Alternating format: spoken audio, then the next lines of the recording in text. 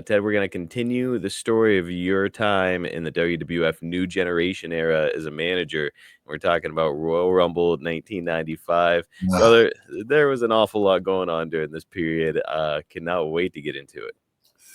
Okay, let's go. I'll remind you of all of it. Don't worry. All right. I saw you trying to think like, oh boy, what kind of shit was happening there back then. I'll reveal all of it. Don't worry. All right. We'll start here. Meltzer's going to report during this period that he feels a new influx of talent would be needed in the WWF, as stars like Hogan and more notably and more recently Savage had just made the jump to WCW. Apparently, the WWF agreed because there are a couple newcomers arriving in the company during this time. According to the Observer, one of them will start out with you as his manager. When he makes his TV debut, though, he's going to come out solo before being paired with Jim Cornette. And he's going to go by the name, Ted, of Mantaur. Now, here's a clip that's probably better suited for one of our watching Wrestle Crap episodes, but let's have a look. Welcome back, everyone, to welcome back. What is this? Don't be afraid. Sit back down, McMahon. What is this? What's it look like? Making his way. It looks like a half man, half beast. Hey! Bingo! $64,000 question is answered, ladies and gentlemen. Half man, half beast. What is a half man, half beast? What do you call him? Mantaur? Mantaur, that's right. You gotta be kidding me. What does Howard Finkel do when he gets mad? I bet that little bald head of his turns bright red and it starts glowing, and then I can just see, boom, I can just see Harvey Whippleman doing that to Howard Finkel. And of course, Owen Hart. Wait a minute, here's a cover. And an easy count of 3.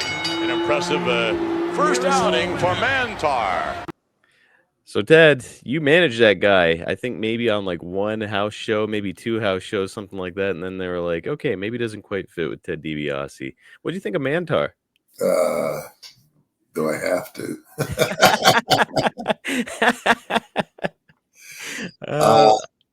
I was never impressed.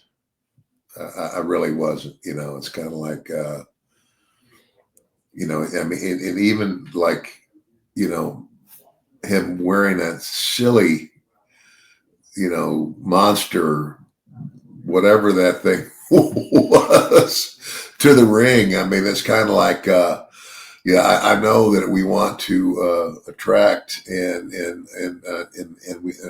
big part of our audience are younger people, but there's still a large portion of the fans that are full-grown adults.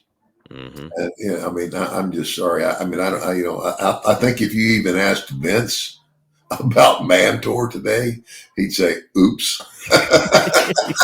Yeah, maybe mess this one up a little bit.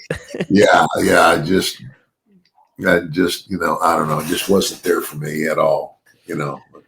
Oh man, it was bad, and the fact that they would take you, like a legacy talent, and a guy with your pedigree, and say like, "Well, let's try this guy with Ted." It's like, boy, it didn't take them long to figure out that pairing wasn't exactly a fit. No, not at all.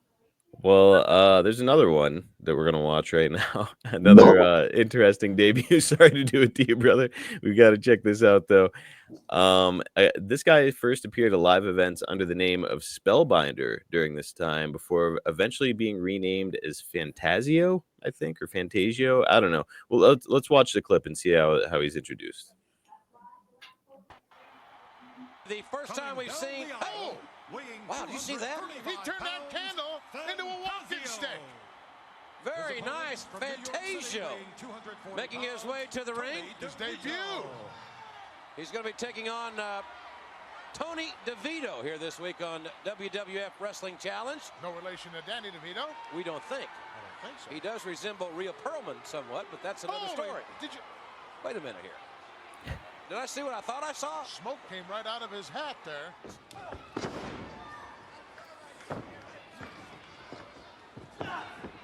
Oh my! WWF interactive game. It's Spider-Man. Kids, you must be 18 years of age or have your parents' permission before calling.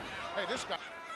Nice scoop slam, and DeVito went for the roundhouse. Atomic drop, yes. Compressing the old vertebra there a little bit. Wait a minute. Holy smokes. He just reached in and he just took DeVito's underwear right off from him. He reached right down into DeVito's tights and pulled And they're nice underwear. They're boxers with flowers or hearts or something.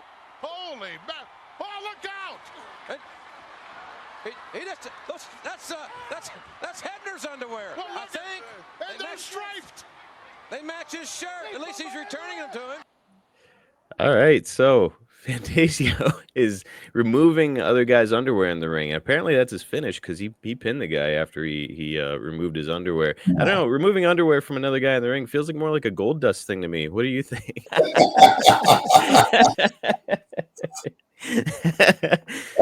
No, I just, it's one thing to say, okay, yes, wrestling is sports entertainment, but we tried as best as we could to present it in a very believable fashion. Mm-hmm. And, I don't know what Vince was thinking, because this is like really this is really reaching. It's kind of like, do you want our audience to be, 5 and 10-year-old kids all over the country? They don't buy tickets. No. So I don't know. I mean, it was just, I don't know what Vince was thinking, because Vince is an extremely intelligent guy. Yep. My gosh, this was just horrible. What's funny to me, though, is you've got Jim Ross, who is this, he was an announcer for this blood and guts territory. And now this poor bastard, he's got to put over Fantasio on commentary. It's like, man, I don't imagine he didn't put him over in the locker room. I do not imagine. All right, we can move on from that stuff. Just thought it was really funny to get the wrestle crap thing. I don't know, though.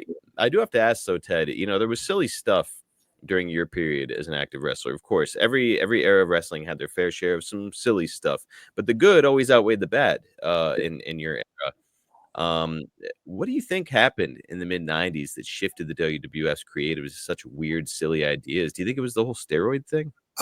You know what, Marcus, I really don't know. I don't know. It's kind of like like marketing decision. I know he was, appealing, to a much younger audience, I guess, is what he was trying to do. Because you got a lot of little fans, that are wrestling fans, and they're going to go out and they're going to buy the stuff, the dolls and all the stuff.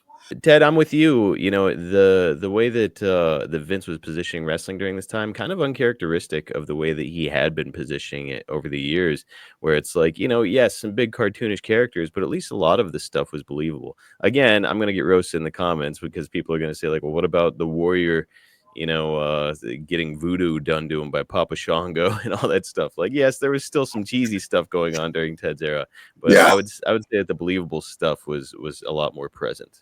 Yeah, it was.